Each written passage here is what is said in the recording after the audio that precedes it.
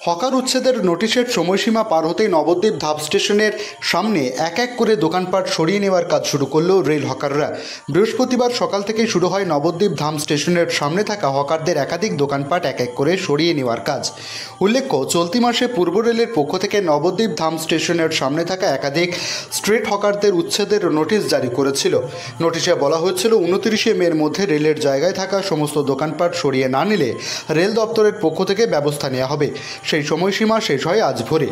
প্রসঙ্গত, রেলের উন্নয়নের স্বার্থে 2023 সালে 2 দফায় নবদ্বীপ ধাম স্টেশনের থেকে রেলগেট পর্যন্ত হকারদের প্রায় শতাধিক দোকানপাটের মধ্যে বেশ কিছু দোকানপাট সরিয়ে দেয় রেল কর্তৃপক্ষ।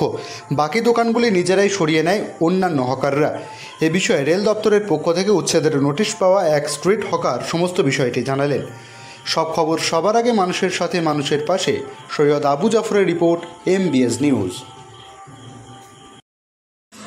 রেল দপ্তরের পক্ষ থেকে নবদ্বীপ ধাম স্টেশনের সামনে আপনার যে স্ট্রিট হকার বিশেষ করে নোটিশ দিয়েছিল 29/5 দোকান সরিয়ে নিতে হবে, নাহলে রেল দপ্তর ব্যবস্থা নেবে। তো তার আগে আজকে গতকাল তার মেয়াদ শেষ হয়েছে, আজকে 30 তারিখ। তো দেখছি আপনারা দোকানপাট সব সরিয়ে নিচ্ছেন কেন?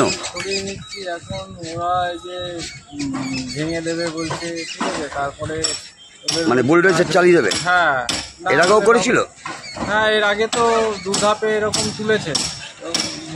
আরপিএফ এসে বুলডোজার ওদিকে নিয়ে এসছে, যাই হোক স্বেচ্ছায় অনেকে তুলে নিয়েছে।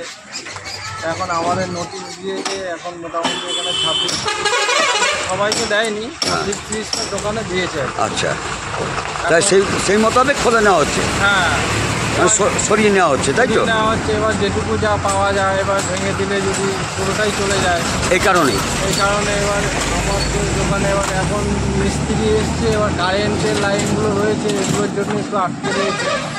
কারেন্টের লাইন যদি কারেন্ট অফিস থেকে এসে খুলে দিয়ে যায়, তাহলে আমরা খুলে নেব। আপনি কি করেন? আমার এই একটা সেলুনের দোকান আছে এখানে। আচ্ছা, আপনার নাম?